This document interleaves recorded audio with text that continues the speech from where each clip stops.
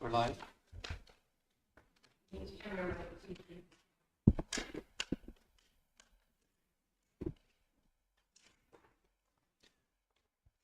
Sego Sawatwego, good morning, everyone. We are now at the Tyendinaga Mohawk Council meeting on April the 2nd, 2025 at 9:30 in the morning. I want to welcome all of those who are joining us by online, and we have all of our council members present. I'll introduce them. Councillor Chris Brandt, Councillor Curtis Brandt, Councillor Aaron Ferranti, Councillor Chris Miracle, Councillor Linda Lewin, Councillor Ogwari Brandt. Shelley Bowden is our secretary to the council, and Charles Miracle is my assistant. Sorry, Curtis, I'm calling you a Miracle for a Brandt. There's so many Miracles and Brandts here. Shelley did it. So we've just had a major ice storm over the weekend, and I understand there may be freezing rain this afternoon as well, according to the weather warning. And so be careful if you're out and about. Just keep in tune with the weather, and drive with caution if you have to be out. So we have an agenda before you. So the order of business, the first item will be to adopt the agenda. We'll have the minutes of March the 11th and March 27th, local business. Any business arising from the meeting will be discussed after the minutes have been read. The chief and council's upcoming meetings outside of the territory. There's a request for a hydro connection at 35 Ferry Lane, a hydro connection at 65 Gordon's Road. There's a harvesting request from Dillon Point. There's a request for harvesting for Jeremiah Point. These are both from Akwesasne. There's a harvesting request from Eric Don Hunter Innes. There are land transfers from Kane Brown and Allison Loft to Allison Loft. There's a land transfer from Darlene Pringle to Jennifer Garrison. There's a land transfer from Gussie Lewin Jr. and Leon Lewin to Erica Brandt. There's a land transfer from Gussie Lewin Jr. to Erica Brandt. There's a land transfer from Hayden Davidson to Juanita Davidson. There's a land transfer from Lawrence Zachariah to Lawrence Zachariah and David Green. There's a land transfer from Wilma D. Bricklow to Amy Boomhauer. Then there is a business registration renewal for Kenty Seed Sanctuary. Financial contribution amendments from Indigenous Services Canada, number 92, 93, 94. There are invoices to be paid from Derek Wong, Gary Beveridge, Miller Thompson. There's signatures required for the Ontario Health Funding Agreement. The audit proposal plan for 2024-25 is with Wilkinson and Company. Needs authorization. There's the Bank of Montreal mortgage loan update. On that, there's a TTO funding agreement, an OFNLP 2008 funding agreement to be signed. There's a tiny homes location for the new ones that we're going to build. Then there's the upcoming meetings. April the 8th is the next local business meeting of council. April 16th is the Mohawk regular council meeting. April 23rd is the Mohawk local business. April 28th is the community meeting. There's a motion required to for the MBQ insurance renewal, and we've already bound the insurance company, but it does require a motion of council to pay the invoice. There's Hicks Morley invoice. There's a request for a date for interviews for the executive director. Then there's the add-ons are the Aboriginal Labor Force funding agreement, and a date for lunch and learn. This is to do with the Mohawk language. Can I have a motion to adopt the agenda? I'll motion. Moved by Aaron. Is there a seconder? I'll second, Chief. And Linda? Anyone opposed? Anyone opposed? Seeing none, the motion is carried.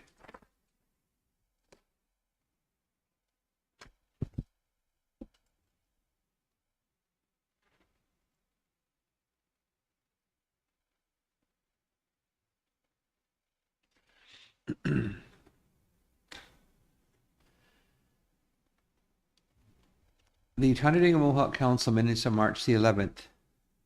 A meeting of the Mohawk Council was held on Tuesday, March 11th at 6 p.m. in the council chambers.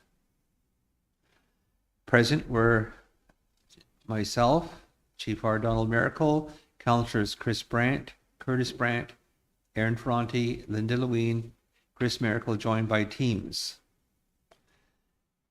Regrets, Chase Agori Brandt, who was on vacation.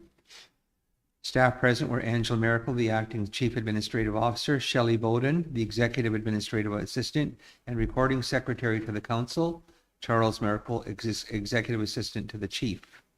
It was moved by Curtis and seconded by Linda to adopt the agenda.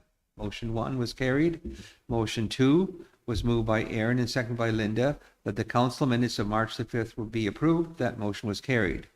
Motion 3 was moved by Linda and seconded by Curtis to approve the following meetings outside the territory. Chief will be attending Dorothy Lazar's funeral on March the 12th, 2025 in Akwesasne, and she was the Mohawk language teacher here for 23 years. The chief will be attending a luncheon meeting for an announcement from the national chief that was held at the Royal York Hotel in Toronto. Motion 4 was moved by Chris Brandt and seconded by Aaron to approve the business registration for Cal Goff, owner Calvin Brandt.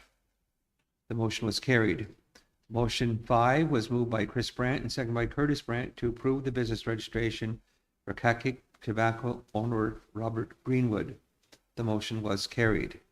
Motion 6 was moved by Chris Brandt and seconded by Curtis Brandt to approve the business registration renewal for Mohawk Trading, owner Robert Greenwood. The motion was carried. Motion 7 was moved by Aaron Ferranti and seconded by Linda Lewine to approve the business registration renewal for the Salmon River Enterprises, owner Brian Brandt. The motion was carried. Motion 8 was moved by Chris Brandt and seconded by Curtis Brandt to approve the business registration for the United Trading, owner Robert Greenwood. The motion was carried. Motion 9 was moved by Chris Brandt and seconded by Aaron Ferranti to approve the business registration renewal for Village Variety Gas and Bar, owner Trevor Lewis. Councillor Curtis Brandt declared a conflict of interest as Trevor is his uncle. Motion 10 was moved by Chris Brandt and seconded by Aaron to approve the land transfer from Burl Brandt to Samantha Brandt, the whole of lot 24B, 23B, parcel C, concession 2, shown on Canada Land Survey record 95775, the whole of lot 24B-7, concession 2, as shown on plan number Canada Land Survey record 110720. The motion was carried. Councillor Curtis Brandt declared a conflict of interest as Burl is his uncle. Motion 11 was moved by Chris Brandt and seconded by Curtis Brandt to approve the lands transfer from Carmen Ciro to Christopher M. Miracle, the whole of lot 20F-4, concession A, as shown on plan number Canada Land Survey record 111981. The motion was carried. Motion 12 was moved by Aaron Ferranti and seconded by Chris Brandt that the land transfer hereunder described and situated on the Mohawk territory be allotted to Thomas Joseph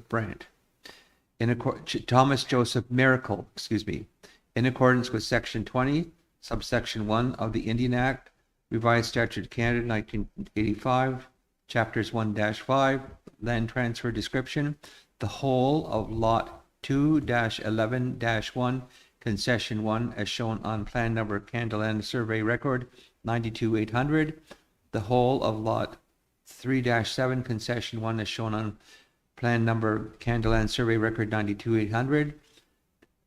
Council Resolution 242589 was carried and signed. Motion 13 was moved by Aaron and seconded by Curtis to approve to pay the Allen Pratt invoice in the amount of $8,621.90. The Culberson Tract invoice $1,698.50 regarding surrender 24, and $1,413 regarding Turton Pen loss of use. The motion was carried. Motion 14 was moved by Aaron and second by Linda to approve to pay the Derek Wong invoice in the amount of $15,750 and $5,250 regarding economic development. The motion was carried. Motion 15 was moved by Chris Brandt and second by Aaron to approve to pay JFK Law invoice $2,688 regarding the Elders Care Home. The motion was carried.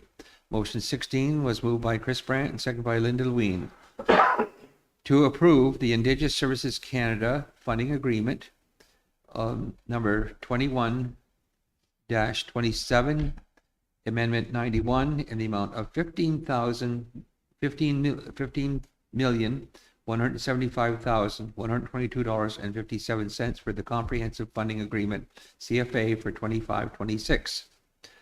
Amendment number 92 in the amount of $684,191 for Indigenous Early Learning and Child Transformation Initiative funding, and $1,233,676 for First Nations Children's Housing Fund, and amendment number 93 in the amount of $44,577.47 for family violence prevention projects.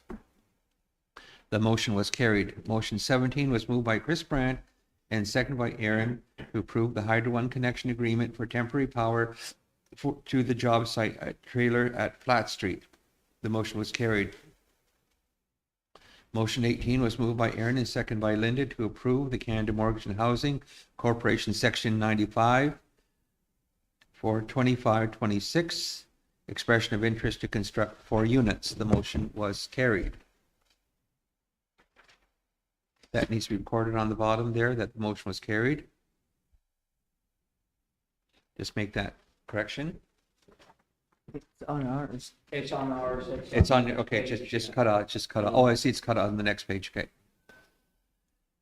Motion 19 was moved by Curtis Brandt and seconded by Chris Brandt to approve the letter of support for First Nations Technical Institute to apply for funding to the Rideau Hall Foundation. The motion was carried. Motion 20 was moved by Chris Miracle and seconded by Linda to approve to signing the Federal Economic Development Agency funding agreement for the Briar Fox course in the amount of $198,000. The motion was carried. Motion 21 was moved by Chris Miracle and seconded by Linda that whereas the Mohawks of Bay Quinte owns 100% of the Briar Fox Golf Club located in Marysville, Ontario, whereas the Briar Fox requires the replacement of critical maintenance equipment in order to maintain the operations of the business, and whereas MBQ desires to support Briar Fox to maintain its operations, and whereas a funding application to support the Briar Fox Club equipment purchase has already been submitted to the Federal Economic Development Agency and funding has been approved under the Government of Canada's Tourism Growth Project number 1018529, and now therefore be it resolved that the Tyendinaga Mohawk Council hereby agrees to enter into the funding agreement, project number 1018529, with the Federal Economic Development Agency for Southern Ontario to receive the approved funding support for the Briar Fox Golf and Country Club equipment purchase. Resolution 2526-090 was carried and signed. Motion 22 was moved by Chris Brandt and seconded by Curtis to approve the funding of the Emergency Management Ontario Community Emergency Preparedness Grant in the amount of $50,000 for a generator for the Tyendinaga Police Services Building. The motion was carried. Motion 23 was moved by Aaron Ferranti and seconded by Linda to approve the signing of the Aboriginal Labour Force Development Circle Funding Agreement, Amendment 2, in the amount of $129,109 for repairs and renovations to the Exa Ogoha Tyendinaga Child Care Center. The motion was carried. Motion 24 was moved by Chris Miracle and seconded by Chris Brandt to approve the purchasing of 3 new vehicles for the administration in the amount of $142,000 with extended warranty, and that was for 7 years. Curtis? Yes. Just add that in there, for 7 years. The motion was carried. Council confirmed the following scheduled meetings: March the 27th, Mohawk Council Local Business; April 2nd, Tyendinaga Mohawk Regular Council; April the 8th, Tyendinaga Mohawk Council Local Business; April 16th, Regular Council; April 23rd, local business. Motion number, and then the community meeting is on April the 28th, and that's also the same day as the federal election. Motion 25 was moved by Curtis Brandt and seconded by Aaron Brandt that this meeting go into private at 7 o'clock. The motion was carried. Are there any errors, omissions, or corrections to these minutes? Chris? No. Curtis? Aaron? Chris? Ogwari? And remember, the people who can't see you shaking your head, so you have to use your voice and the microphone. Okay, so No. I have no changes. nods, because people need to hear you. So I see from the face gestures that there's no corrections to the minutes. Can I have with the exception, we'll add that the warranties for 7 years on the vehicles. We'll add that in there. Can I have a motion to accept the minutes as corrected? I'll motion. Aaron? I'll second, Chief. Linda? Anyone opposed? Chief, should I have maybe I should not vote because I have business in there? No, you didn't vote on the motion. I know, but should I not maybe abstain from voting if I have a motion? No, these are, what you're attesting to is that these are the minutes the way they were recorded at the meeting, Okay. okay? Yeah. Or you're accepting the minutes. On that motion. Okay, I'm good, Chief.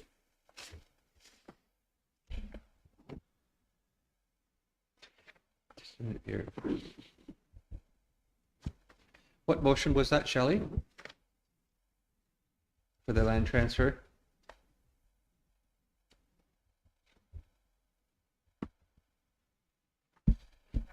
That would be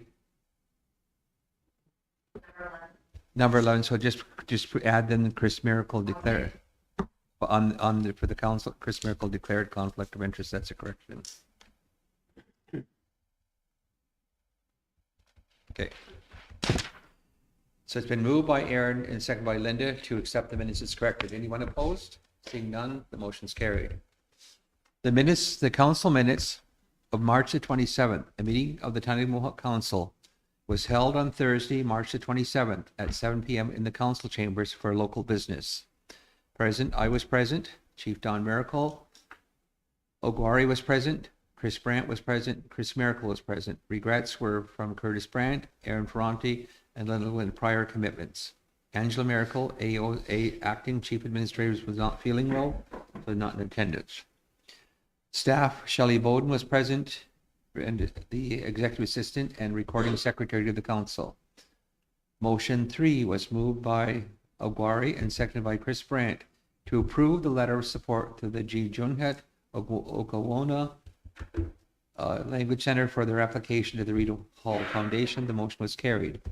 Motion 4 was moved by Chris Brandt and seconded by Ogwari that whereas the Tyendinaga Mohawk territory has experienced annual droughts in 5 of the last 7 years, and whereas 2018 climate change adaptation plan recommended maximizing the capacity of the Mohawks of the Bay of Quinte centralized water treatment plant and extend water distribution mains to increase access to dependable water supply throughout the community. And whereas there are approximately 30 kilometers of unserviced roads remaining without access to dependable potable water supply, therefore be it resolved that the Tyendinaga Mohawk Council approves to submit an application Community Housing and Infrastructure Fund to extend water mains servicing and distribution to the remaining homes relying on groundwater wells vulnerable to drought conditions. The motion was carried. And Resolution 24-2590 was signed. Now, these applications, we're understanding we'll hear back at some time in May on the decision. Motion 5 was moved by Chris Brandt and seconded by Chris Miracle to approve posting the statement regarding the media posts by MBQ member who raised concerns about the cost of housing development in the community. The state will include the 1993 statement from the Ontario Police, and we should say what it is. Denouncing, stating there were no reasonable grounds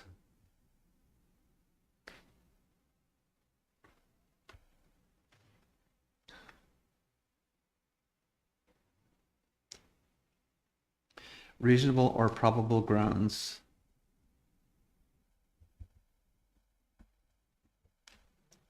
For the complaint.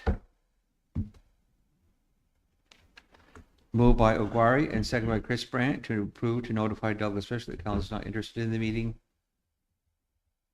And moved by Oguari and second by Chris Miracle at this meeting be adjourned 8:37 p.m. Is there a motion to accept these minutes with that correction? I'll second, Brand. Chief. Curtis Brandt. Is anybody opposed? Anyone opposed? Seeing none, the motion is carried. Meetings outside of the territory. We had a motion, didn't we, to attend April 1st to look at the furniture or the long-term care that was already in the minutes, okay? Do you have any meetings outside the territory, Chris? No. Curtis? Yeah, we do, but I can't remember now. It's in it. That might be conflicting with whatever we got here. We have an ISC meeting on that Monday, April 22nd, Yeah. and then the caucus is the 23rd and 24th. Am I right, Shelley? Okay, so- But So we that's all- going to be tough. That's going to be, Or the Monday's the 21st. it's also Easter. So Shelley, do we so have? you're meeting on the Tuesday. Tuesday, the 22nd. Yeah, we're meeting on Tuesday. Sorry. And then the 23rd, 24th is Aquasasti. Yes. Do we have a motion And for then- the 22nd lobby day with Indigenous Services Canada? It's already in the minutes? Okay, great. That is So it. then it's already recorded. If you and- guys are going lobby day, I'll go IC. That's Tuesday then, yeah. The day before. 9:30 till noon. We'll be back in the afternoon from that, or from supper time. Oh, we will, yeah. Yeah. So is that what we're doing then? So, We'll attend both meetings. We'll just have to, okay, so, Well, because I had the AIAI, on what day? the Hassab. Remember, we were supposed to go to that. That's the 23rd and the 24th Is of it? April. Okay, Yeah, so so, I'll go to IC, you go to Hassab. Yep. Okay, yep, and I'm already registered. and Linda's Okay. approved to go to Hassab, is she? That's 'Cause, she Niagara is? Falls, right? Yeah? Good. Yeah. Yeah. Okay. So the question remains, are we going to ISC or Yes. IC, Iroquois Caucus? Yes. Okay, It's the next day. We'll get here, then we'll It's drive. the down next to 2 Akwesasne. days. Okay. Yeah, we'll drive to Akwesasne after we get back from Toronto. we will. That's what will happen. I see, when I'm, I've done that many times. I've done that many times over 32 years. Okay. I'm just and then checking. what I'm That's gonna fine. do is I'm gonna go to the IC meeting, and So- after that, I'm gonna go right on to Niagara Falls. Ooh, Okay. nice drive. Do you have meetings outside the territory? I'll be going to the Iroquois Caucus meeting as well. We do have Mohawk Golf Board meeting that day and local business. Do Yeah, we need to yeah, switch change those? it. We will have to change the golf course meeting. Maybe we can have it a little bit earlier. No, the golf course meeting's on the Wednesday, so we wouldn't be here at all. No, he meant. the Oh, week do you mean before, earlier maybe. in the month? Earlier than the 22nd. What's your calendar look like on the 21st? Well, that's Easter Monday, Mhm. chief. Okay, it's Easter Monday. So we're good with that, Easter Monday, 8 o'clock in the morning? Anybody, everybody? Linda, do you believe in Easter? Well, If you don't I- believe in Easter, then we can have the meeting. Well, I do things with my kids on Easter Monday. Okay. I do things with my elders on the Easter Sunday, and I do my Easter Monday with the grandkids. I see, okay. Because I can't do them all at once, there's too many of them, chief. I see. Better break it up. So look at your calendar then. Let's pick a date then for the golf course meeting. What about the 17th, Well, she'll have Christina? lots of rooms. before the Good Friday? See. Okay, we need to pick a date. What about this? Linda's suggesting the 17th of April for the golf course meeting. My calendar's free. What What about is your that calendar? on a Friday? Oh, I'm not The available on the Thursday, before the 17th. Good Friday. The day before Good Friday. Aguari, are you available on the 17th? Are you available on the 17th, Linda? Yep, Are you available on the 17th, Chris? Yes? Yes, chief. Are you available? No, Not. Are you available, Curtis? I am, but I'm just a guest, remember? Are you available, Chris? If it's during the evening, Evening? Okay, we can meet during the evening. it's for me, it's. Would you be available during the no, it evening? have to be later than that. No, it's my son's birthday. Your son's birthday? Okay. Let's see what, 17th? well, we have regular on the 16th, can we just How long is that? one? Okay, Are what you about gonna the do it after? 15th? What about the 15th in the I'm good evening? with any day as if long as we it's have- in the evening. If we have council on the 3rd or the 16th, the Wednesday, can we just have the meeting after that? If We finish could. early, or Let's plan to go. finish a little earlier? We could have, so Chris would like it in the evening? 'cause Chris- No. 'Cause you'll already be here that day. I've got council days. Okay, what about the 16th? Kurt, good? Linda, Yes. Curtis, Chris? Yes, sure. Remember, people have to hear you because they're listening. in, Yes. Okay, okay, so I'll put in 7 o'clock, Mohawk Golf Course Board meeting.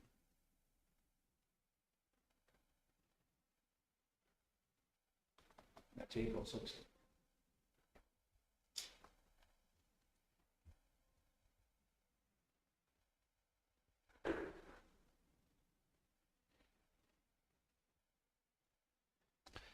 And we normally have that rated, is it 4 o'clock or 5 o'clock? We've had it before the golf course meeting, Shelley. 5? 5 o'clock, good for everybody? Anybody have a problem with 5 o'clock?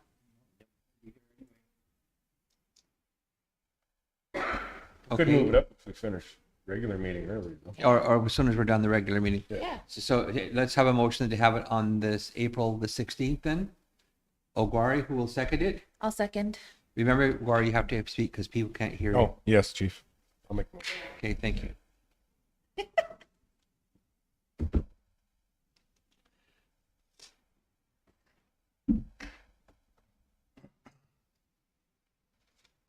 Two. Oops.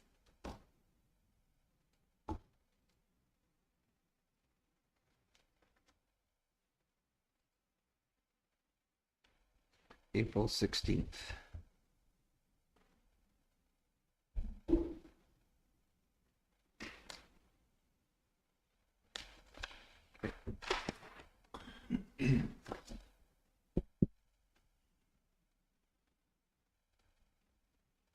So there, does anybody else have any other meetings outside the territory? Chris, you don't have any? No. And we just have to go to Akwesasne after the lobby.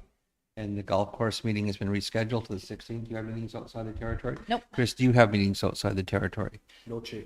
Linda, do you have meetings outside the territory? Nothing other than what I've Well, already it's reported. already been approved. Yeah. Okay. Aguirre, do you have meetings outside the territory? Okay, then we can move on then. Now, we need to do business arising from the minutes. We need to overlook that. We'll turn to the council minutes of March the 11th. Does council have any business arising from these minutes? Any questions? I'll go. I The just have the those 11th of on my- March. They have been accepted and approved as Oh, the way business they're arising. recorded. So is there any questions concerning any of these motions? I don't have any, chief. Okay, Linda? No. I don't have any either, chief. Chris? No, chief. No. None? No, No. chief. None, chief. Okay, then we can, no business arising from the minutes of March the 11th. Is there any business arising from the minutes of March the 27th? No. No, chief. Chris? No, chief. No. No. None. None? Thank you. No business arising from those minutes. Go to number 4.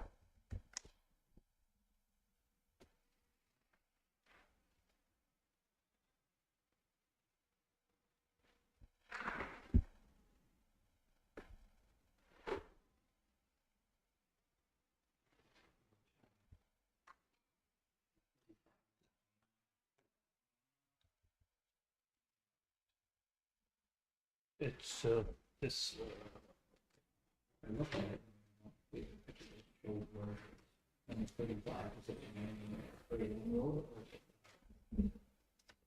yeah, it's down at the end.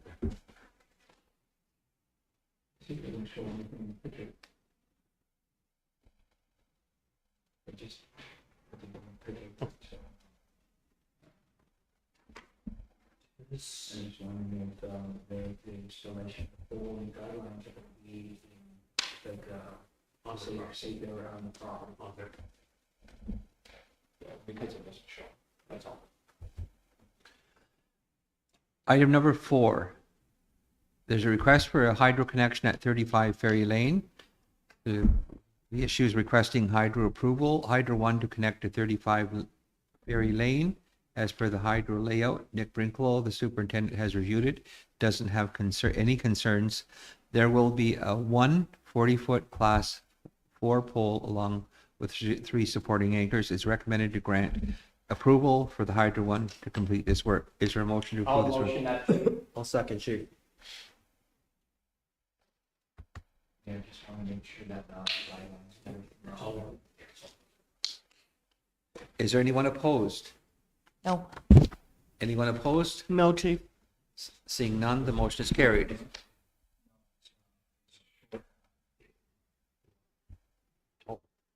to put the That's right, transformer.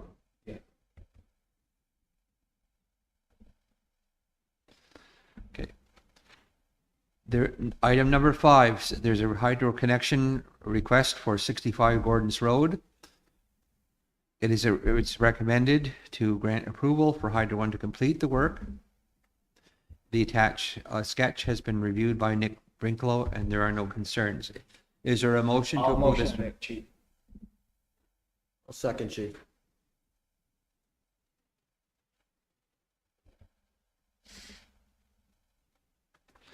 Is anyone opposed? Anyone opposed? Seeing none, the motion is carried.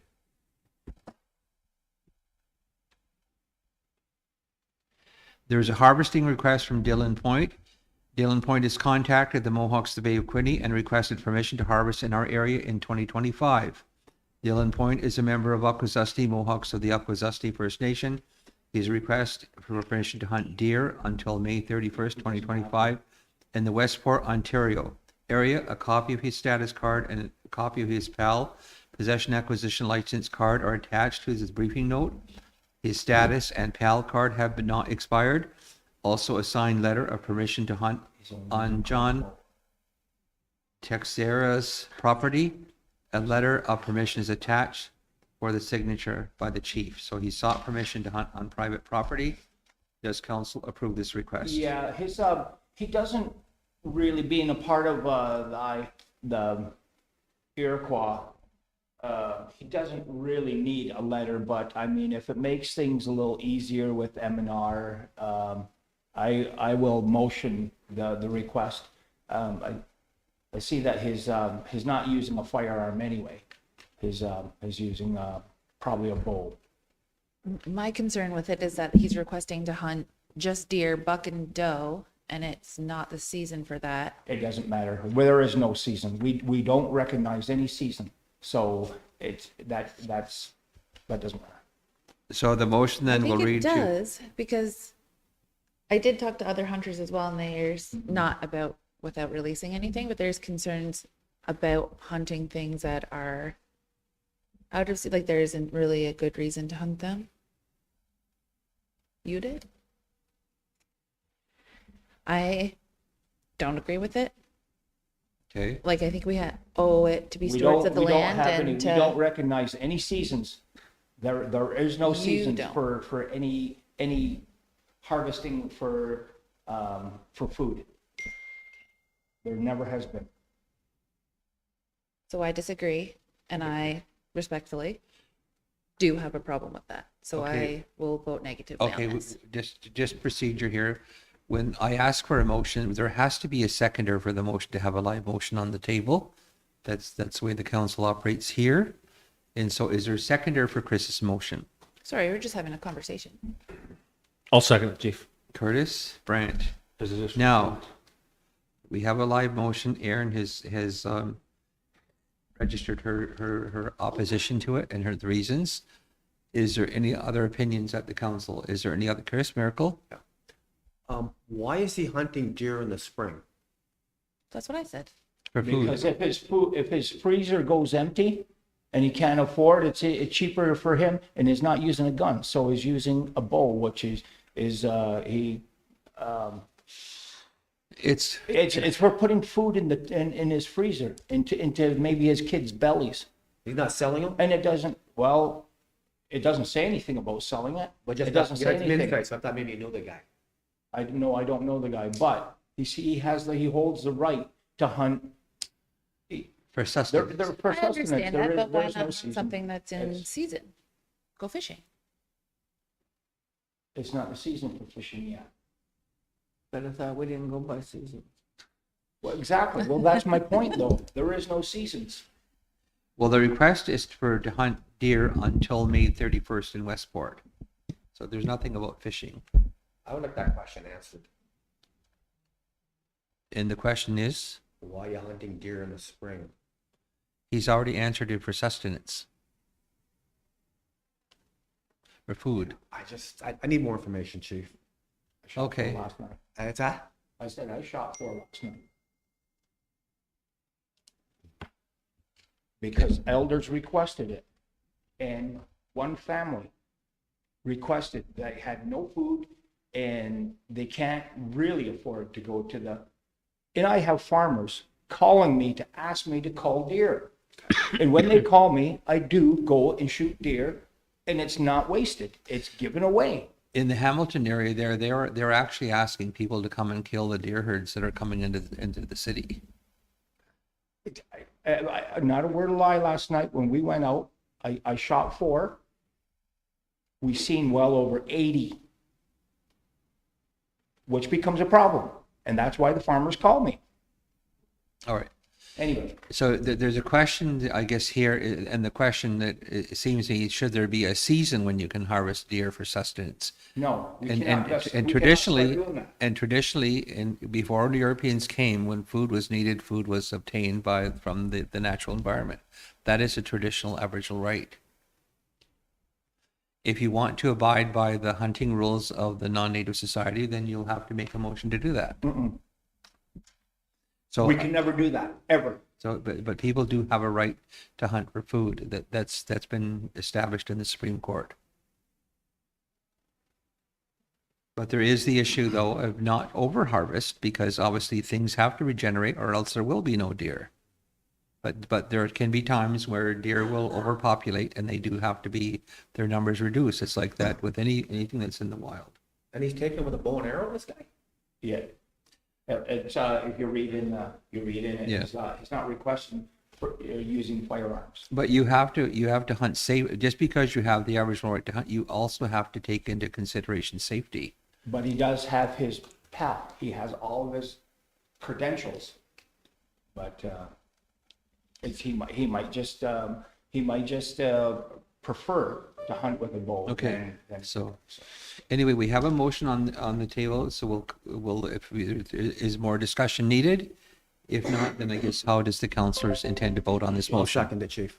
It's already been It's seconded. already been seconded. I did. So is there anybody opposed to the motion? Yep, I'm opposed. Aaron? I'm not opposed. I'm just asking, is anybody opposed? Aaron opposed? Do you want to state your reasons, Aaron?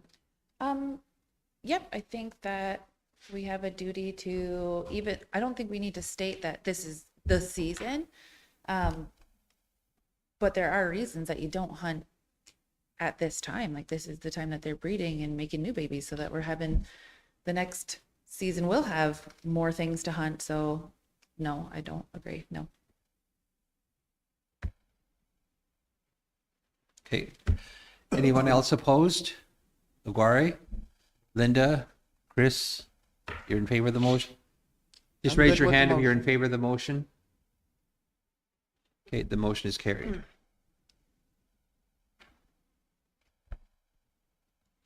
And so that will be to approve it and sign the letters attached. Approval letters.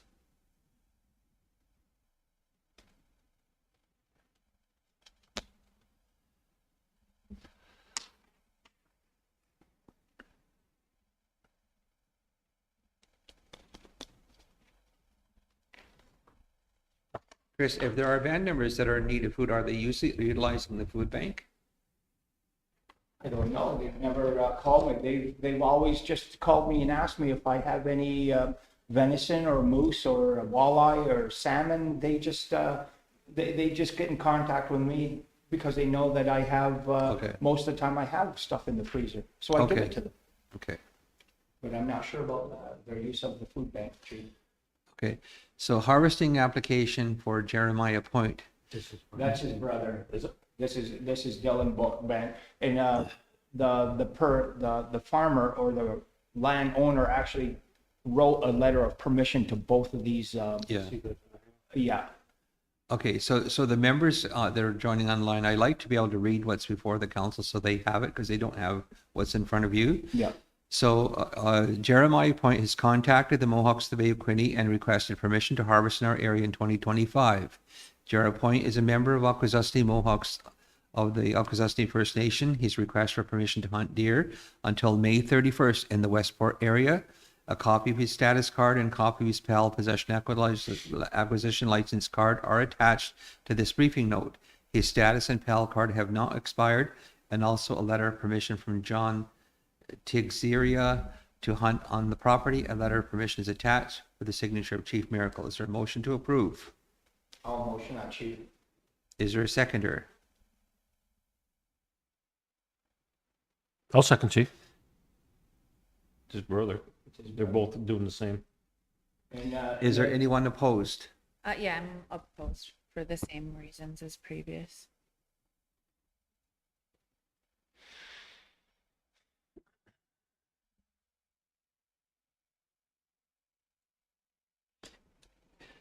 Anyone else opposed? Seeing none, the motion is carried.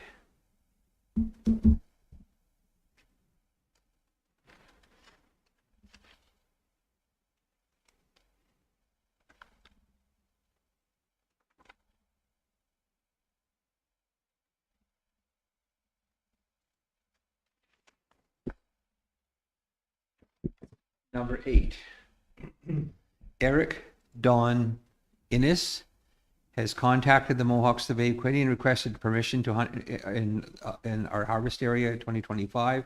Eric John Hunter Innes is a member of the Moose Cree First Nation.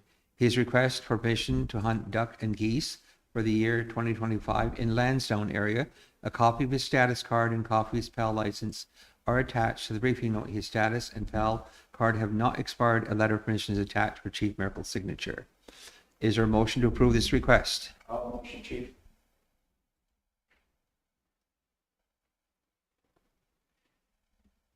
Is there a seconder? I'll Is there- second it, Chief. Curtis Are we doing Brandt. it anyway, even though it's past the date of when he was going to go? I'm sorry, Erin, I couldn't hear. So I just wondered if we were approving it anyway, even though it's past the date of when he was going to hunt, Well, March 28th, March 31st. It says to harvest in the area for. in year 2020, 2025. 2020, I understood it to be for this year. Oh, it says March 28th, 25 to March 31st, 25. So it's just a weekend? You have a different briefing note than I do. It just is in area 2025. It's fine. I just wondered, like maybe it's Oh, already the done. Maybe it letter. was just a weekend. But if so, Attaches- maybe we need to get them on the agenda sooner. So the letter I have here is attached is a letter granting permission for you to hunt or fish for your personal use in the Mohawks Bay traditional territory until December 31st, 2020. I think that's a typo. No, 2025, that's the end of this year. Yeah. Oh. Well, when do we go by if they have different dates? This is what I have. You should have a copy of their application.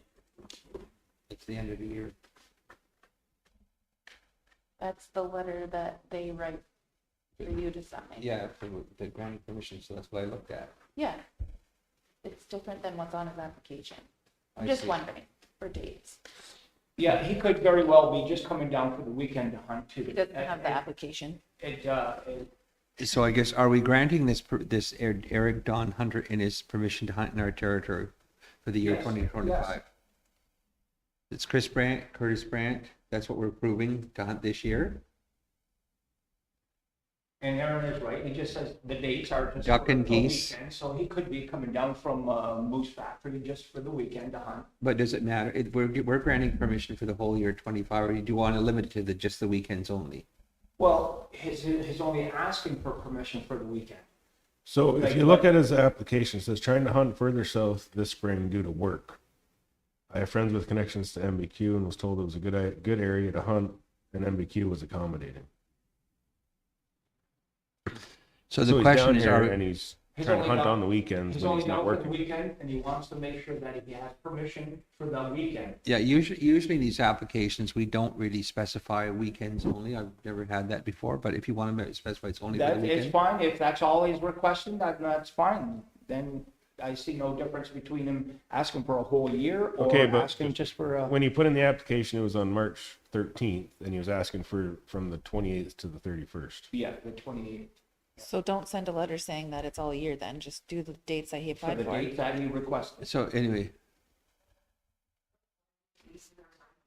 Yeah, of a same question. yeah, because what the letter says for the year, I guess the application is for a period of time that's already expired. Yeah, because we've always done in the past, we've always done the year, but if he's only asking for the dates, well, then grant him the dates. But But it I- already passed. But I don't want to find out that M&R has an issue with him and then we're writing this letter after the fact. Yeah, Well, it's already is after the fact. yeah, it is, but it's already gone home.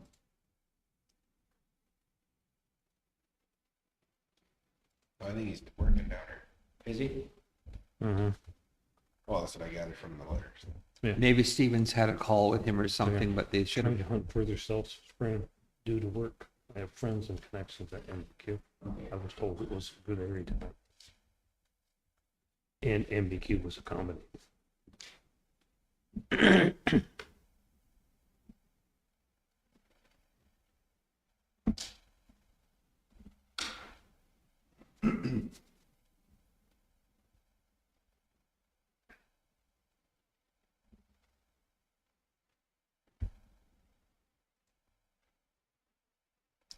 While we're waiting, I just want to let you know, I phoned Sunil Bajaj at Indigenous Services Canada about there's a number of trees that are dead that could fall on the Bell Canada or hydro lines. And so under emergency management, he will provide some funds to cut down trees that might impact infrastructure. Critical infrastructure like phone, hydro. So if the tree may fall, is dead and could topple over on the hydro or bell lines, they will pay to have those trees cut down, but it's not a free tree cutting service because you have dead trees on your property. If it could impact critical infrastructure, they will cover it. We have to take pictures of the trees and send it off to him along with the invoice, and they will cover it. Who's Indigenous Services I Canada know, but who emergency. takes care of the pictures? Todd will hire some. We have tree contractors that will look at. We do have a new business.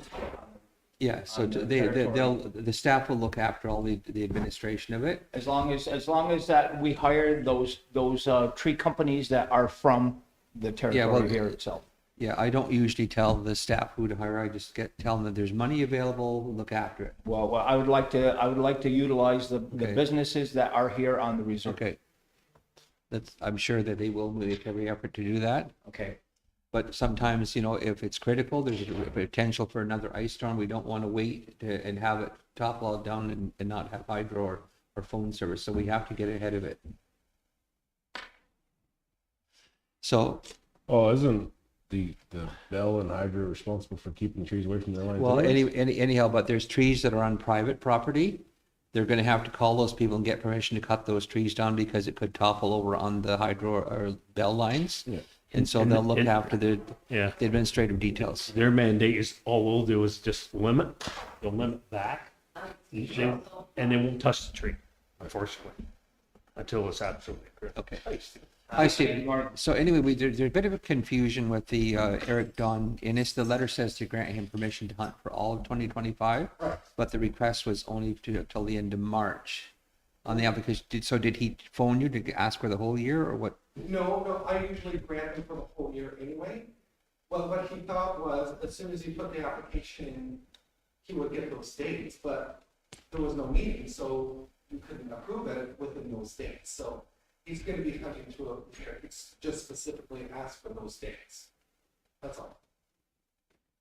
So what were those dates that he originally asked for? The 28th to the 31st of Oh, March. I see, I see, there was no council meeting There to was no approve. council meeting. And he thought as soon as you submit that, then it's automatically approved. I had to explain to him, no, there's the process. It So he- has to go through council. Okay, so He you, does want to still have other dates, it's Yes. just, okay. Yeah, that's so, That's what we so, were so wondering. actually it's better to approve it for the year, then they don't have to wait for council and have this. yes. And Okay, I you also can't get reminded permission. him, if he does it first thing in January, then you have the whole year. Okay. All right. That way we don't run into a problem with the date of So just the then- weekend. So then we're approving it for the fiscal year 2025. Okay. No, for then- the calendar year then I- 2025. I- The calendar year 25, for the calendar year 2025. I hold my motion. Yes. Okay, and Curtis, you're seconding? Is anybody opposed? Okay, motion's carried. Thank you, Stephen. Thanks, Stephen. Thanks, Steve. Thank you for that clarification.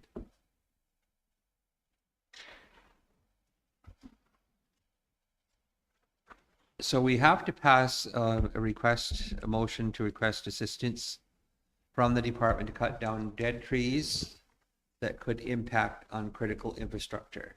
Well, that's not on the agenda. I know Should it we isn't, but it add just- it at the end, though? We can do We'll that. continue with the agenda? Don't let me forget to do that. Okay. You sent pictures, we got them. So I thought I should ask for money, and I did, and we got it, they'll approve it.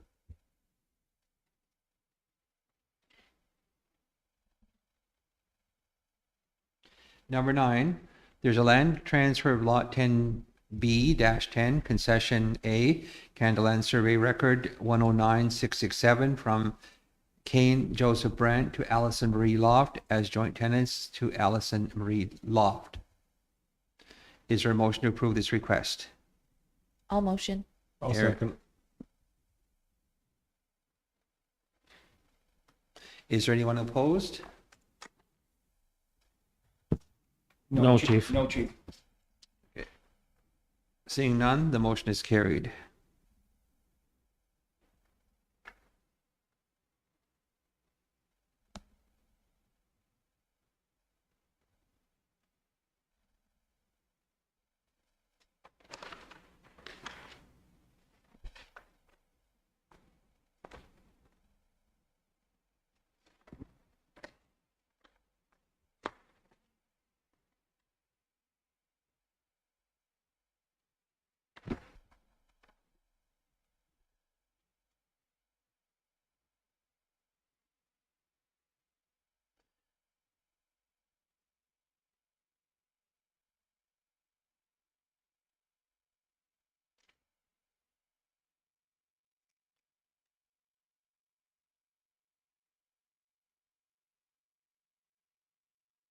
So 230 years ago, yesterday was the anniversary of our Simcoe deed.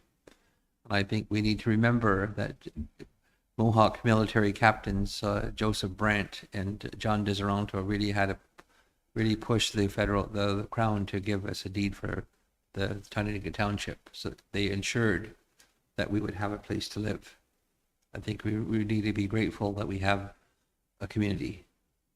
It was because of their hardship and their determination that we have these things.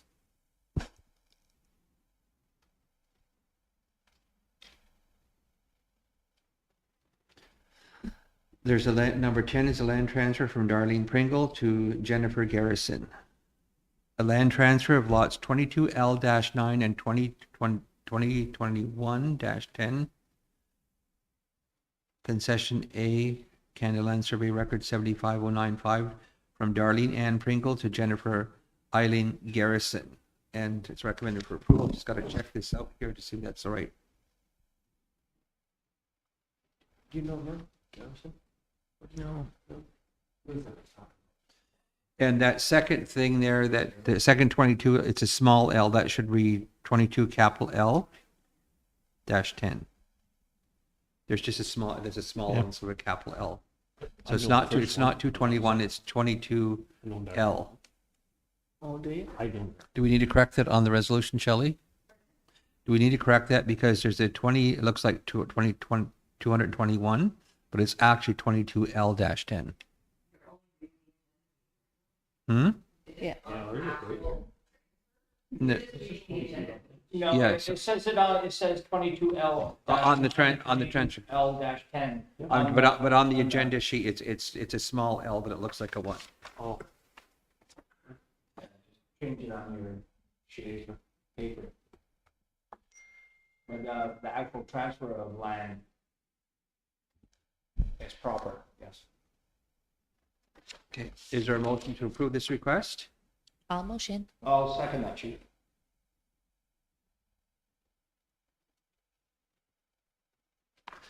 Anybody opposed?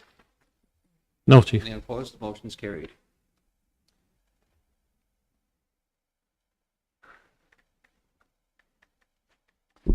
Number 11. The land transfer from Lot 30F-5, Concession 2, Revised Statutes of Ontario, 5263R from Gussie Lewin Jr. and Leon Gussie Alexander III, Lewin to Erica Leah Brandt. All motion. Moved by Aaron, who will second it. Second, Chief. Aguari. Is anyone opposed?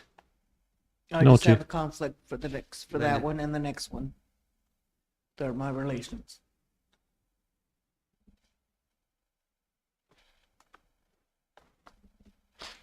Relative.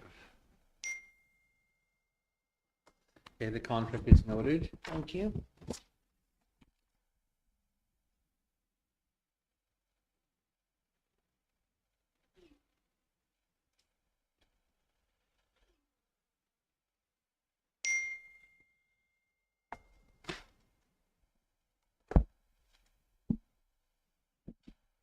There's a land transfer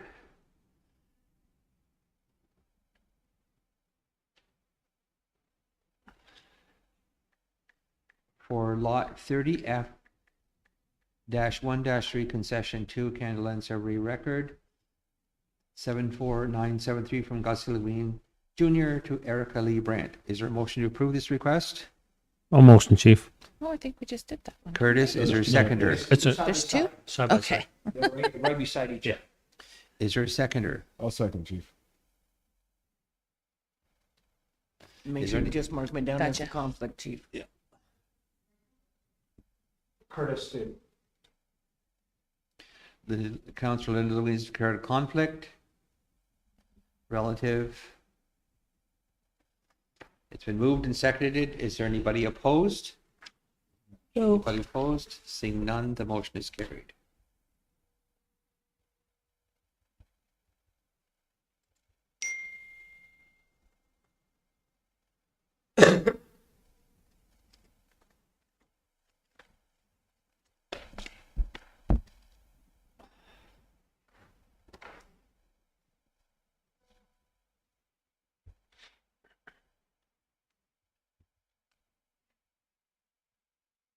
There's a land transfer from Gussie Lewin to Erica Brandt.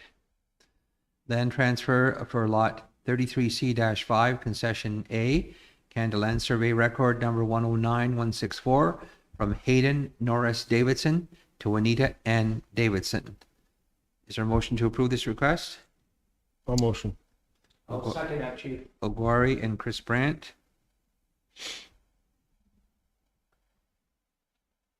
Is anyone opposed? No, Chief. Motion is carried. See no opposition.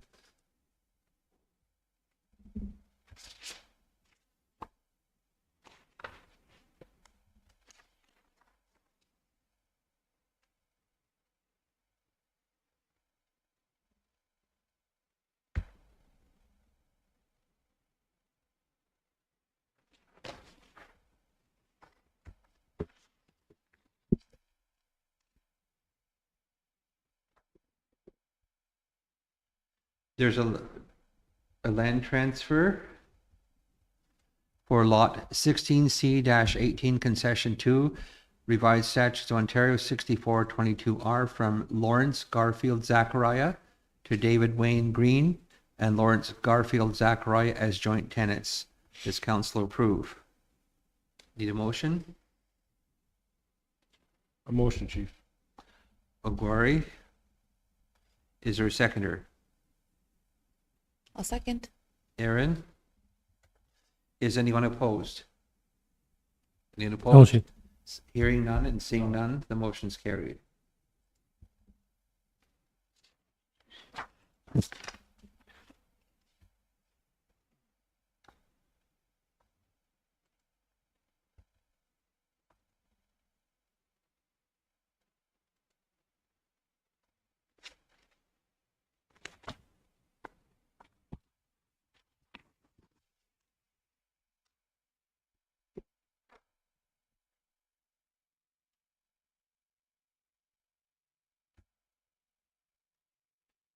There is a land transfer for lot 30, there's a land transfer for lot 26G-3, concession A, Candaland Survey Record number 95519, and lot 27-5-3, concession A, Candaland Survey Record 6977R from Wilma Darlene Brinklow to Amy Boomhauer.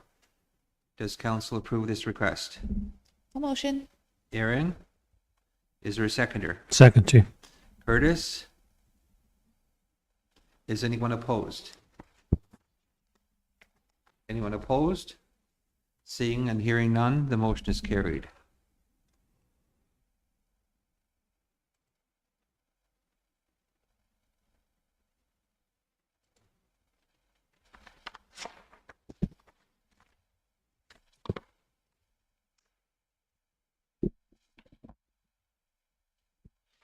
Business registration renewal. Kentucky Seed Sanctuary, it's a not-for-profit organization, inspections not required, insurance not required. This is the seed harvesting operation. All motion, chief. I'll second. Chris Brandt and Aaron.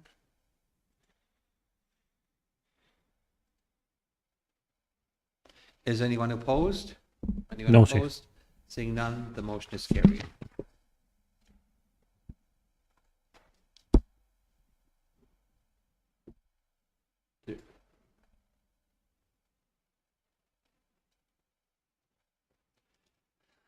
Indigenous Services Amendments, number 92, 93, 94 for the fiscal year 24-25, the current fiscal year. I'll motion. And I've already mentioned the amounts here, so just so that people on the, are joining us while I can hear. Amendment number 2 is for the,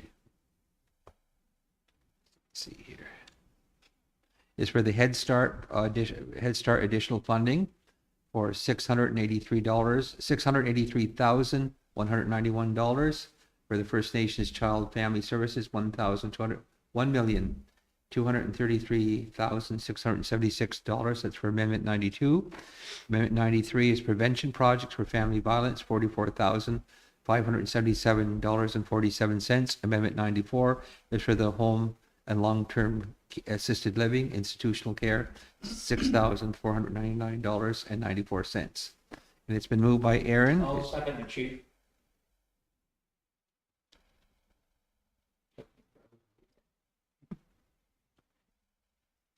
Is anybody opposed? Anyone opposed? Seeing none, No. the motion's carried.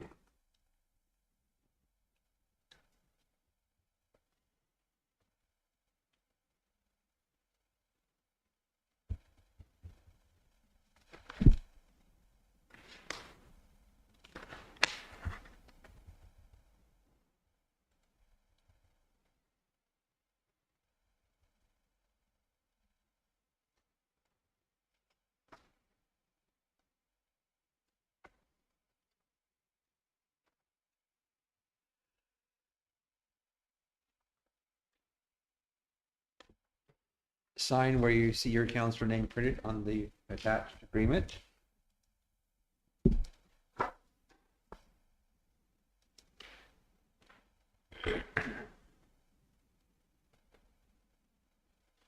While that's being signed and passed around, we have the Derek Wong invoice number 869 for $12,600 relating to economic development. 2,800 is relating to economic development. Is there a motion to approve this, to pay these invoices? I'll motion. Aaron, I'll second, Chief. is anyone opposed? Negative, Chief. Want to state the reasons? Yeah, in the past, I have quickly, I don't know, well, that's, why are you opposed to the motion? To pay it? in the past, you've asked me why, and in the past, I simply said there's no budgets, there's no work plans. The amount being invoiced is almost identical every month, but more importantly, all this money being spent is in relation to potentially investing tens of millions. I'm not sure we have a mandate for that, but more importantly, Chief, I have a vision of where MBQ, Mohawk Bay Quinte, led by TMC, our mortgage program, et cetera, housing, will be under our control, not the banks. And unfortunately, by investing so much money in this, we're going to be in a position later where we have to basically invest a ton of money or walk away. Council going to say, well, we've invested hundreds of thousands of someone else's money to Derek. Maybe we pursue these multi-million-dollar investments. And I'm saying our money should be better spent leveraging our mortgage programs, whether it's Culbertson, us being the lender, et cetera, et cetera. At the end of the day, this is going to compromise our ability on the ACDEV side if we get locked into this commitment to this. That's the long drawn out. It compromises our ability to invest heavily in housing, et cetera. Okay. Correct me if I'm mistaken, but I think we have some money to pay these bills from other outside funding sources. Is that correct, Shelley? So this is not MBQ's money. This is, well, it's under review and under study for analysis.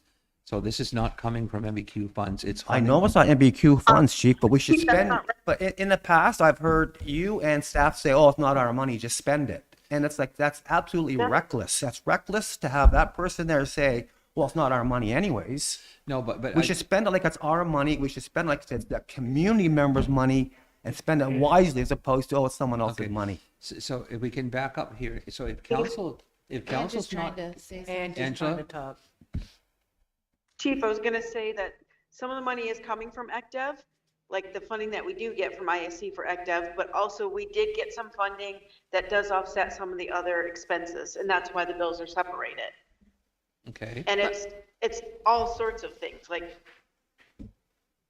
okay, not It's in- just, it- Sorry, Ange, it's in the private agenda as to what his fee is for. It does break it down, none of which is to the thing that you're speaking about. But it is all listed, what So, it goes for. it's very, when it comes to the agenda and the council things that are put on the agenda for payment, when council is asked, are you interested in pursuing these economic ventures? If council says yes, investigate it. They identify funding and council has agreed to have it investigated so that council can make an informed decision whether it's a wise investment or not, then I have to put those the staff have to put those invoices on the agenda so they can be, because council has already authorized it. If council wants to not have any economic development, to put it all into housing, we just need a motion to that effect. No, we are not entertain any other economic ventures. So if that's where council wants to go, then I would request on the future council agenda to put a motion on the books for that record, and that's what will be done.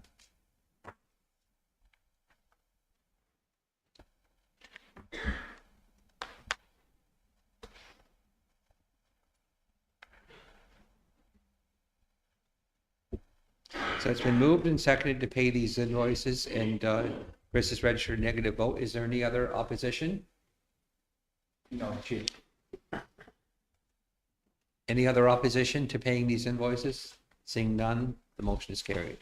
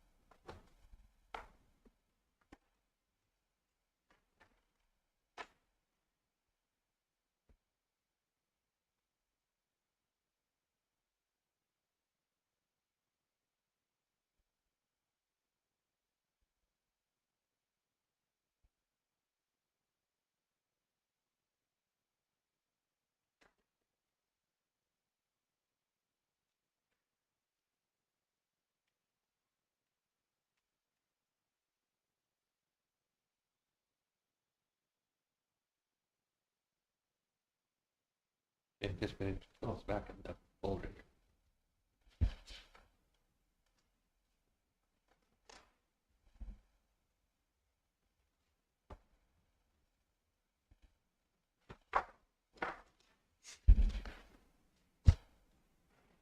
Thank you.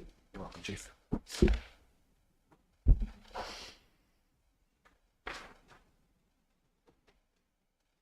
Gary Beveridge invoices, and this relates to economic development as well.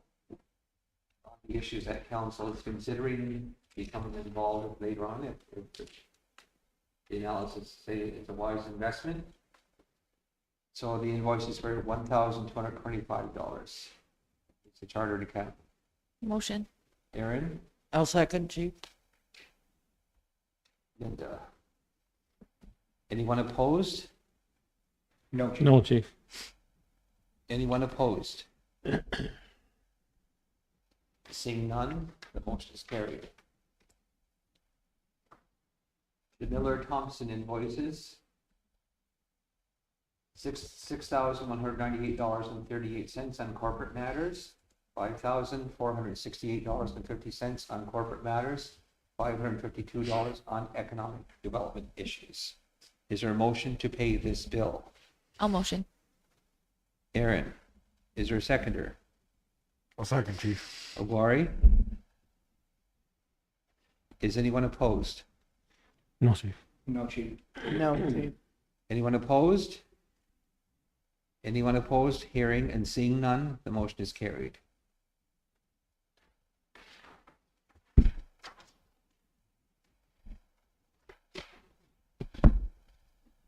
Ontario Health one-time funding for grief and bereavement. And Angela, thank you for following up on that. And TMC acknowledged receipt of letter of agreement from the Ontario Health and Home and Community Care to provide grief and bereavement services to community and or individuals and approve signing. Is there a motion to approve? I'll motion. Aaron, is there a second? I'll second, Chief. Curtis. Is anyone opposed to signing the agreement? Anyone opposed? Seeing none, the motion is carried. The audit proposal and plan from Wilkinson and Company. The recommendation is to review and approve the auditor for the period ending March 31st, 2025, and request to sign, that should be signed, the Wilkinson engagement letter by the chief and return to the director of finance. Is there a motion? And Wilkinson was cheaper. I'll motion. So Wilkinson Company's quote was 70,000 and NMP was 77,700. It's been moved by Aaron to sign the documents. I'll second, Chief.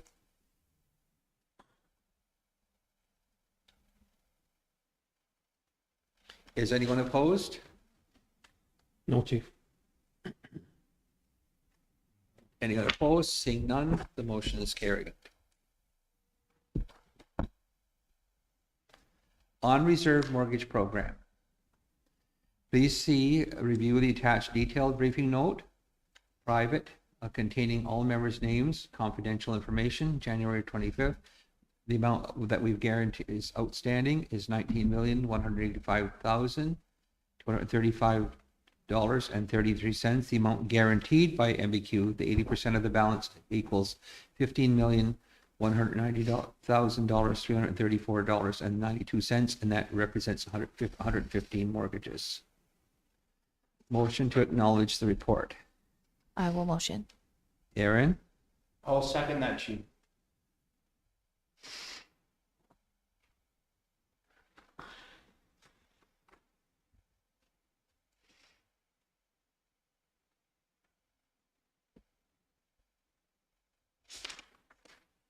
so presumably there are no arrears. It doesn't indicate any arrears. Doesn't.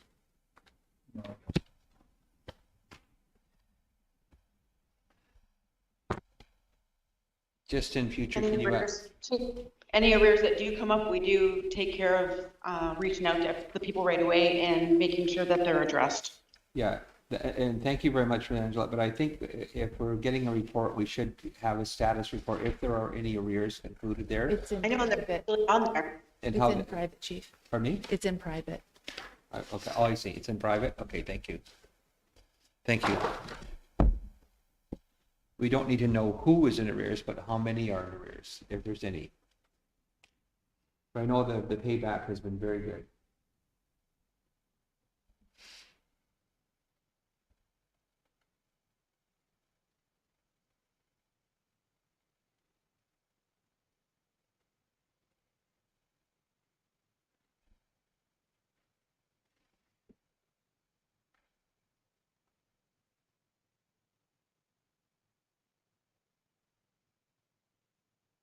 So we would just acknowledge the receipt of the legal report.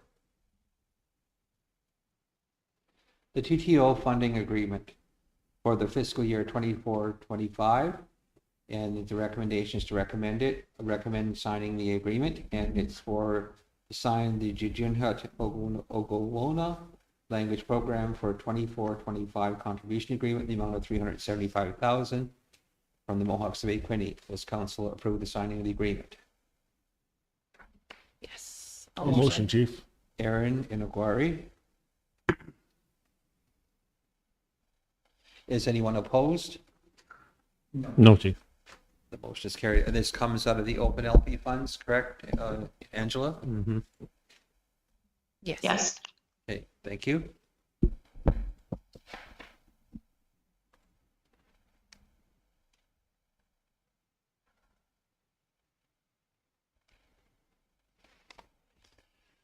The tiny homes, the LTC tiny home house purchase, you agreed to buy 2 of them for $75,000 each.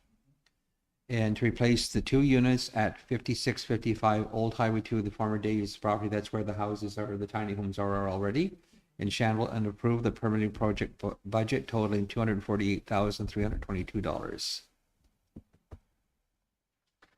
I'll motion for option 1. Is So that what we're anyway, on? there's rationale provided by the, if you look on your 2 pages over,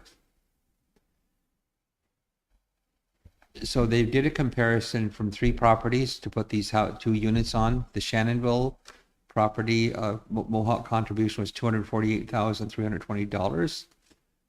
It would cost $293,320 to put it on the Paulus property. The Red Cedars would be $308,320. So the expenses that would to purchase the 2 units is $150,000. It's the same for all 3 lots. MBQ labor $17,500 is the same for all 3 lots.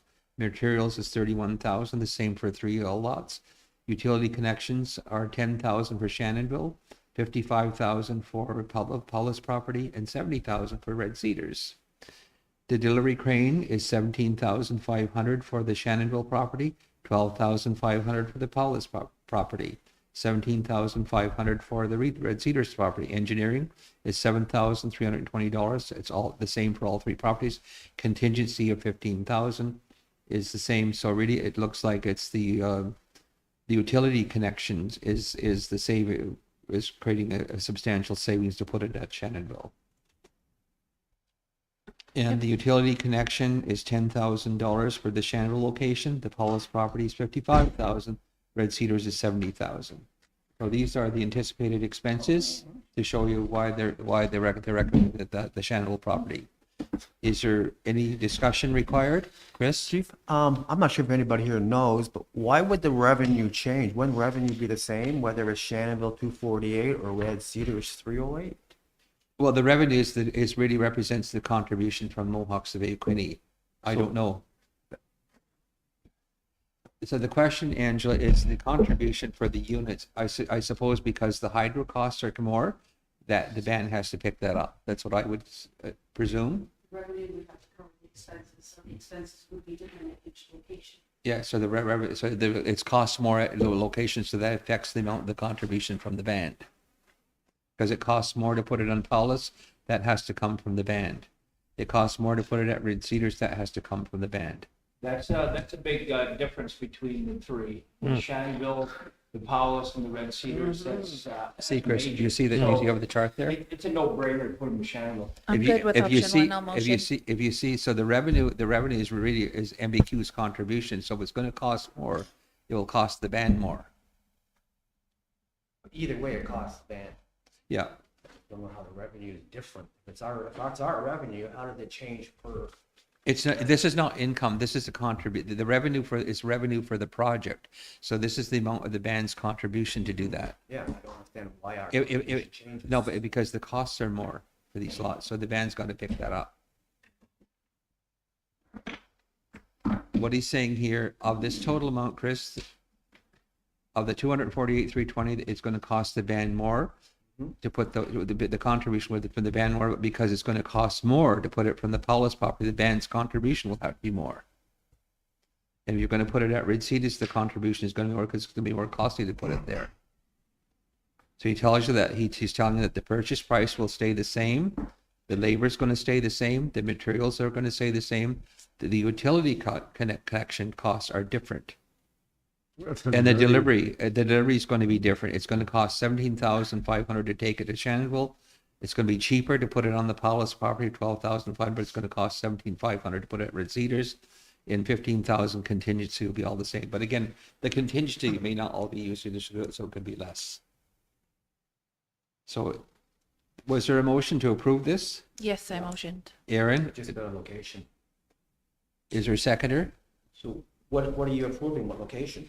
Yeah, what, Option 1 is Shannonville. Option 1. it doesn't say Shannonville in the. It says Yes, Old it Highway does. 2, former Davis property in Shannonville on your briefing note. Option 1, option 2, option 3. It's giving you three, Oh, okay. he's giving you the breakdown of costs for 3 different locations, and it's not going to cost the same. There are cost factors on the different locations. I'll second the motion to go to Shannonville, Option 1, Yes, option 1. is Shannonville. which is Davis. Shannonville location. Shannonville, I see. Yeah, we're the editor. Okay. And it's due to costs, cost Yes, savings. absolutely. Big It's the savings. most cost affected and the quickest that they're able to turn it around because they're already prepared for those houses as well. Plus, it's already set up for supports there. Mhm. That's why that office, that garage was turned into an office. Okay. Yeah. Like that. Whereas if you had it at the other location, you don't have people that are readily available. Yeah. Okay. And of course, one of the things he did mention, there'd be no neighbor complaints. But there is a house next door in Shannonville too. But so far, I've not heard it had any complaints. It's been moved by Aaron to approve this location, the Shannonville location. Is there a seconder? I Chris? second it already. Anyone opposed? Anyone opposed? Seeing none, the motion is carried.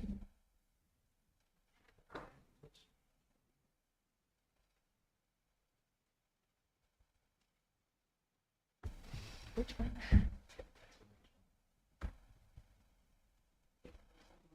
Yeah. Just the insurance? So the insurance, thank you, Angelo, for providing the insurance while we were away at meetings. We can't operate without insurance. I've always told the staff that, make sure we're insured. So requires a formal motion to pay this invoice. There's a couple of things I do want to point out.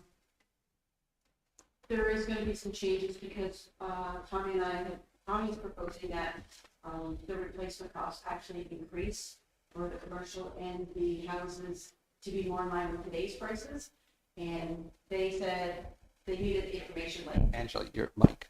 sorry, right in the middle of the, like right away. And by the time I got it to them, it was before the next business day, but it wasn't at the end of that day. So they proceeded with our current stuff that we have. So we will have some things that will be added. So there'll be an additional expense. We are getting prices back on what it would look like to make those changes that Tommy's proposing to see how much of an impact it is, because it was like overall millions of dollars. So we were thinking, is this going to raise our insurance like hundreds of thousands of dollars type of thing? So we're still working that out. There's some comparisons that we're still doing. So there will be an additional cost, but basically our fees only went up 1% over last year because of, they said, our excellent history. We don't have claims, like a lot of claims and stuff like that. Some things went up, some things went down. It just depends. Like cars went up because we have more cars this year than we did last year in the fleet. Property obviously went up a little bit, or will go up even more. Firefighters, AD&D went down because they had less firefighters this year compared to last year. So it kind of fluctuated up and down. The other thing that we did is our deductible was 10,000. This year, she said if we go up to a $25,000 deductible, which anything that's close to even the 10,000 when we were doing that, it's like if it was 12,000 or 15,000, it's like, why would we want to put it through insurance and impact our insurance the next year? So we thought it was fine. I talked to Tommy and Todd, and they were both fine with 25,000, which saved us, I think it was $56,000, because we increased it. So just things will fluctuate a little bit, but I'd like to know how much our houses, we have over, it's 180 or 190 houses in our yeah, I housing can't remember stock. what it is. Or is it what over it's up to 200 or right now. 230,000 units? So how much are we insuring those houses for roughly? I don't have the dollar amount per square foot currently, but I do know that Tommy was proposing 325 a square foot. Yeah, I don't want, I just, per the houses in the subdivision, how much are each of those houses insured for? I don't have to multiply the square foot times. I know, I can't. Just I just know that number pops out at me Okay. because that's what Tommy put in. So maybe next council, we can just review that with the council, what our Sure. properties are insured for, because we don't want to have a loss. No, that's why, like I said, Tommy had proposed going up, and commercial was like 500 a square foot, so. Does she have a question? Yeah, well, I think this coincides with the insurance that we're carrying on our water plant too. We're looking into that apparently. I just happened to be in there, and he said, do you see what's happening here? And Yeah, I've seen it all. he feels that it's over Yeah. what others have been paying. Yeah. So he did get the information. Did he get it all back? I shared it with him so that way he can go out to other insurance companies that There's only those other two, ones yeah. deal with, to see how much theirs is. And if we have to, I warn them, it's like, either you guys come up with a better deal for housing, or sorry, for the water stuff. Otherwise, we're gonna pull them out because we're being told It half was- the price. It was, Like, it's half the exactly. price. It was half the price. So they said they could go down a little bit, but I don't think it's enough. So Todd is, Yeah. But make sure we looking don't at it, and under, we might end up pulling it out. And well, going just with make sure we someone don't else. underinsure our critical infrastructure. No, and we want to make sure that we're doing apples to apples. Yeah. That's the biggest thing, making sure that what we're currently covered is being covered in these policies that we're looking at. Yeah. And Or the- more, if maybe the other policies have more. Okay, so, It's being looked at anyways. okay. Yep. So if there's if there's an annual increase, I would like a letter prepared to send to Michael O'Byrne to let An me annual know increase of what? the insurance costs. It went up 1%. 1%. Right now, it's 1%. only 1%, but once we add in all the other. It'll be more. It So, but It whatever, could go up 20,000, it could go up 50,000. so when the dust settles on that, just prepare a letter for my signature, to let the department know, and we'll put that on our lobby What list. do you want it?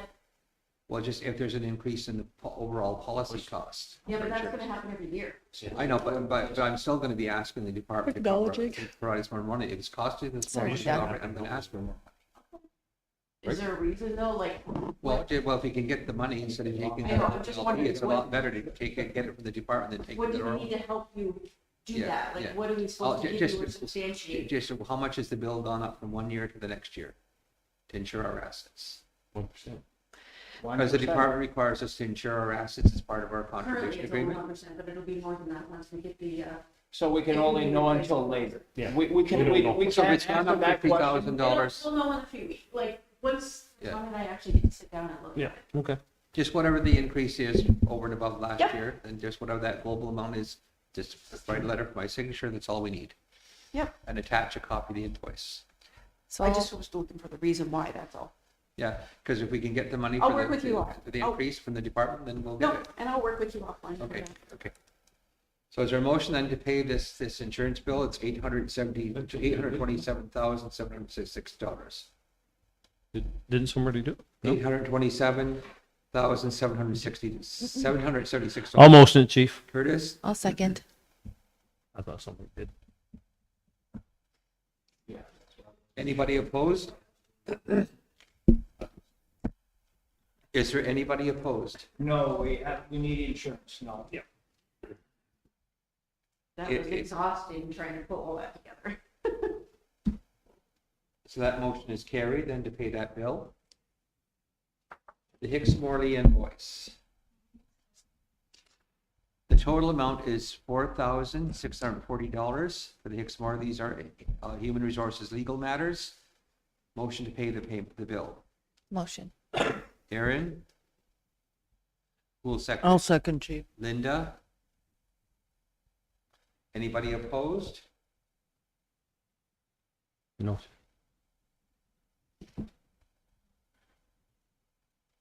The motion is carried.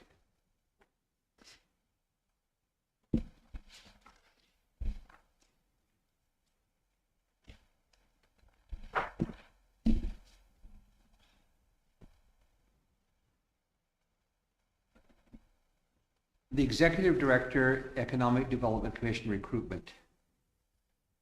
The TMC have received the screening chart and recommendations for interviews. They're not attached, seeking direction to forward the availability from council as hiring panel for an interview date. And she's Provide asked you, direction. she asked you for dates and nobody provided anything, so we put it on the agenda. So the staff are requesting direction from the council to interview as recommended or make changes if desired and provide dates so the human resources can coordinate the interview.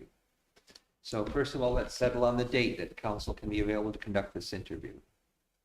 It's technically, I would say the board. So what dates is council available? Look at your calendars, Should we not be please. doing it on? She was just trying to get a date from you guys, and nobody answered in her email.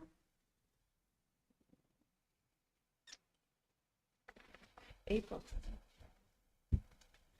So it'll have to be next week sometime or the week after. Let's see here.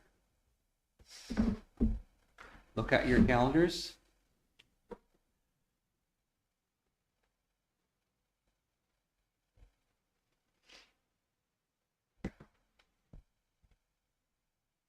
So what about the 16th? Does that work for council? Oh, aren't Oh, we kind of have booked? council. We got regular plus golf course meeting. That's the regular meeting of council too. Yep, and the golf board meeting. Does the 17th work? We tried that. But Aaron wasn't available in the evening and. Chris What about was the- only I'm not in the available evening. during the day either. So the next available day is the 20th. We're lobbying, then we have the SOB and Iroquois Caucus. What about the 25th of April? Is council available the 25th of April? I'm not available. I'm not either.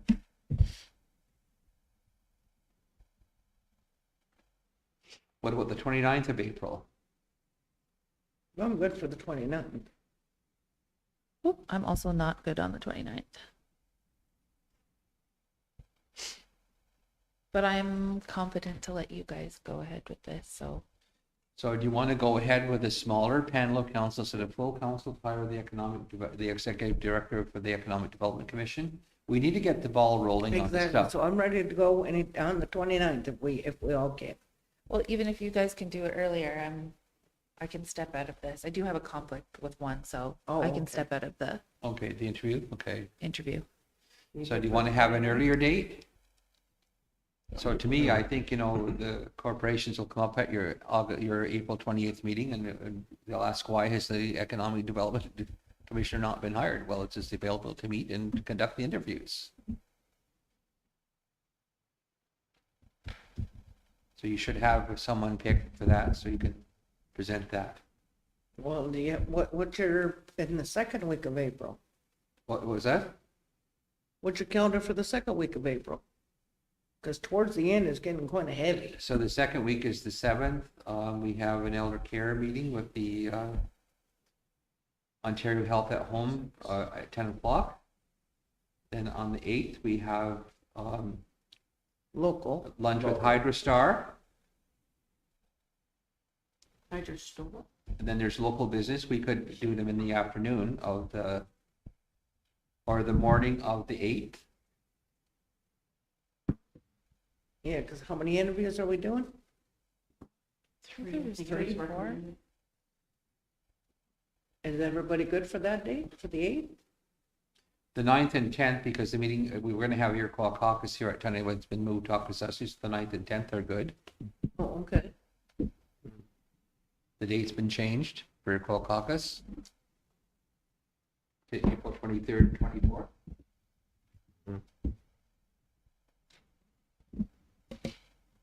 Are people listening? So my calendar's updated. So what date are you proposing, chief? Well, I'm telling you that, I'm And saying ninth? that the 8th and 9th are available. Yep. Is No, coun- is I said I council, was good for either. what day would council prefer, the 8th or 9th, 8th or 10th? I'm good with the I night. do the 10th. The 9th or 10th? I'm good with the night. 9th? You, Chris? You tell me. So are you No, available? I have no, Because I know I you don't said have that a you're only calendar. available on the I just- Wednesdays, that you I don't just usually have work. an issue. I just asked the boss to take time off. Okay, so it's the 9th is a Wednesday. The 9th is a Wednesday, the 10th is a Thursday. I'm fine with whatever, it doesn't matter. Okay, I just- show of I need to hands. know, a week. Okay, show of hands, who can be here on the 9th?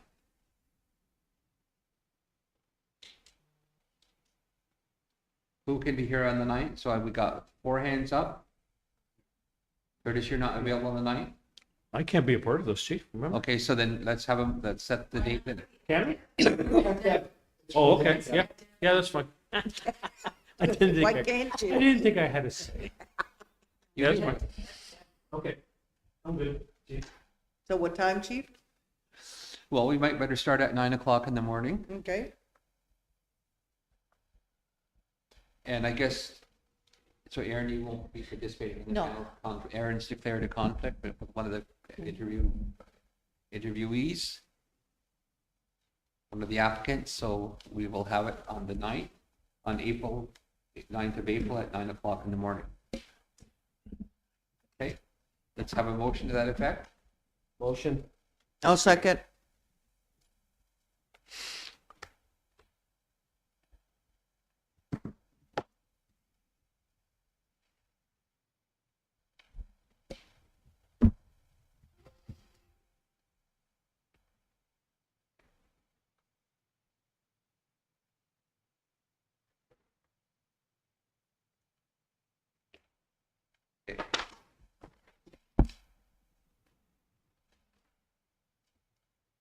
The Aboriginal Labor Force Development Circle, EXA Ogoa Child Care Center Funding Agreement for 25, 26.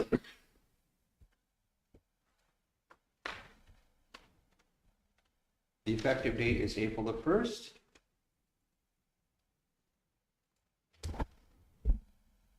The LTCL should distribute the annual contribution to the center quarterly. Expenditures reports are due on the 20th of the month and following the end of each quarter set out below. April to June is July the 20th. July to September is October the 20th. October to December is January the 20th. And January to March is April 20th.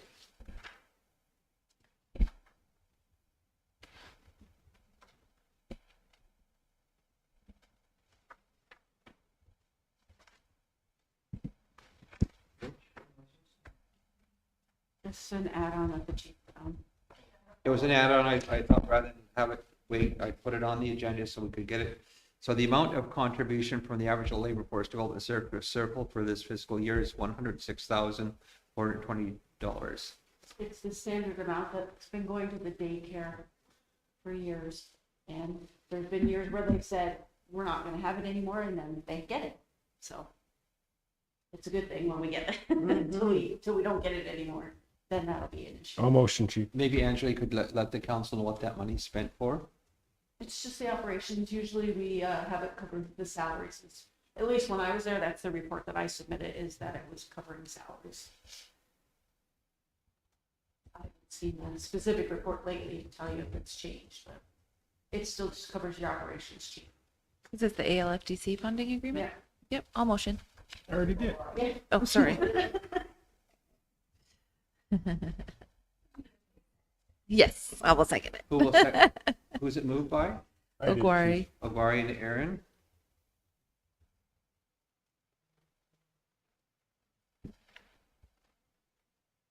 And so that motion will design the Aboriginal Labor Force Development contribution agreement.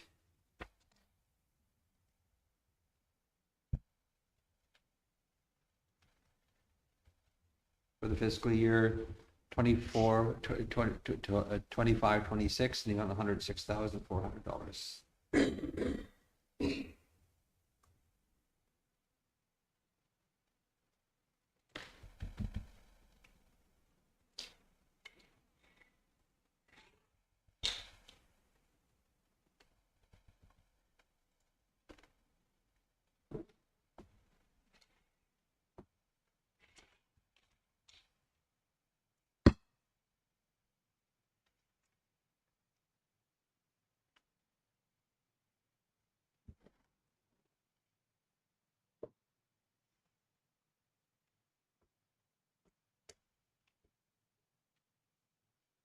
Lunch and learn. Provide dates for a Good Minds Luncheon and Learn.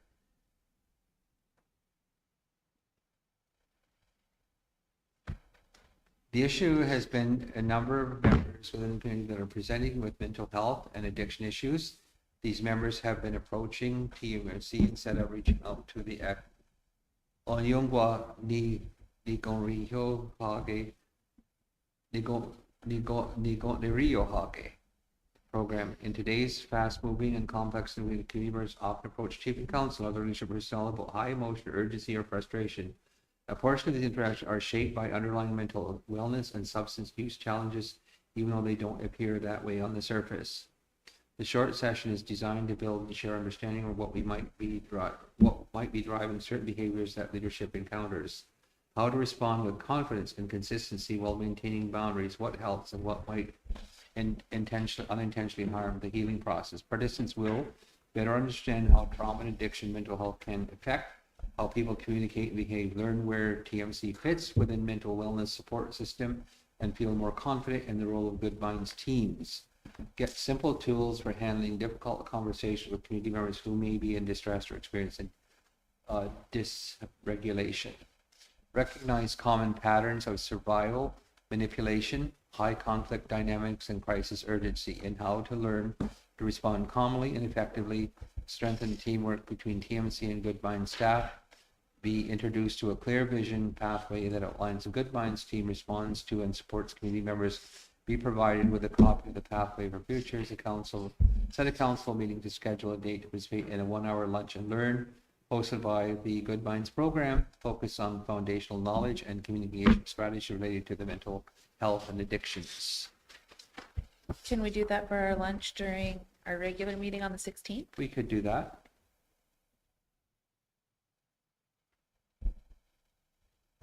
Like half an Have hour, a don't full you? brain day. And I think we have people that day too, don't we, Michelle? Nobody technically. Well, it says 1 hour. Lunch. So what day do you want Is to that make it? okay? Or is that What's too much? If it's during lunch hour, that'd Yeah. be fine. Fine by me. April 16th. Good. It's been moved by Aaron. Is there a seconder? I'll second, Chief. Linda?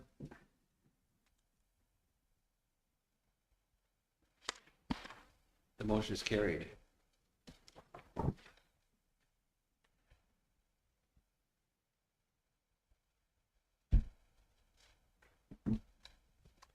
So as I mentioned earlier, we can get some funding through emergency management. I talked with Sunil at Indigenous Services Canada, and they will provide money to cut down dead trees that may break and fall on critical infrastructure that would be bell and hydro lines. So can we have a motion then to approve a request for funding? I'll motion. Moved by Aaron, will second Chris Brandt. Motion is carried. So Todd will look after all the arrangements, and Curtis, we can, I'm sure they try to hire as many First Nations businesses as possible, but if we can have that conversation with Todd, that'd be great. Wasn't that just as a result of the storm though? Yeah, because it's because of the ice storms. There have been, it's also for critical infrastructure, but if there's on private property, let's say a tree that's could fall over and damage a roof, they'll cover that as well. but they won't cut down trees that don't affect It housing. has to or be a affect- result of the ice storm. Yes. As a result of the ice storm. Yeah, Or, it has to be done. or if there's a future ice storm, that could happen, damage houses or critical Yeah, infrastructure. he said it all. It's just taking care of the future. We need to get ahead of it because there are, I have raised this issue last year that to go around and check for dead trees that could impact critical infrastructure. And so, because hydro doesn't always do it and Bill doesn't, so I've asked our roads department to look at and give us a report on the trees that could. Yeah. And also, Chief, just to, on that note, when it was probably over 5 years ago, we did the same program through unemployment and training, through the arborists, through the hydro. So they paid students or paid people, 5 of them, to go out and look at all those trees to cut away from the hydro lines. Maybe we should be doing that again. Well, we should, because I see, when I drive around, I see a lot of branches growing right up into the hydro wires, the pole lines, the Bell Canada wires, near houses and stuff that, the hydro lines into the, and that does need to be trimmed. Yeah, Or and else hydro, they could do and without hydro, hydro and the last also thing you give want to us, be is without hydro they during paid an for ice storm in the 75% winter. of that, of those wages. Nice. There was a bad ice storm in 1996, and this one was almost just as bad in many places. 98, at the January of 1998. At that time, I prayed the ice storm wouldn't hit us, and I did the same thing to the state. We had hydro except on the beach road. So they were the hydro from, I think, 2 a.m, Shelley, till 6 o'clock at night. So if you see pole, when you drive around, let Todd know if you see dead trees that could topple on the bell or hydro lines or on roofs. Now, last year, Chief, the county did pay for all that, okay? Some of it, yeah. Well, most of it, Chief. Yeah, they'll pay for the corridor like along. No, I'm talking last year, is when they did that. This is something new that you Yeah. got, But so see- that's fine. But what they'll do is they'll only pay for the part that's under the summer winter maintenance program down by your house, Old Highway 2. It wasn't just Shannon there, it Road. was all over the place. But anyway, I'm saying that, so the lag 2 is also on hydro, is they kind of seem to drag when this stuff is supposed to be done and should be done. Well, I agree. it's not, and you have to get a certain arborist to do anything near hydro lines because not everybody can do it. Yeah, that's right. So there can be preventative maintenance done by cutting the branches, so we have an ice storm that it won't, the likelihood of impacting the trees falling on the infrastructure will be less. And dead trees will rot, and the more they rot, then the more at risk they are of falling and injuring people, Do we but have a also seconder? injuring the critical infrastructure, damaging the critical infrastructure. Okay, so that's it for the public agenda. Did you get a second for that? Motion to go in private? And I'll second that. Linda, anybody, before we sign off then, we finished our public portion of the agenda. I would like to thank all of the members who joined us through the Zoom or Teams call this morning, a hybrid. And so I want to wish you all a good day, and just be cognizant of weather conditions if you're planning to go out, because there's maybe a risk of a freezing storm again this afternoon. And so take care, everyone, and we'll see you next time.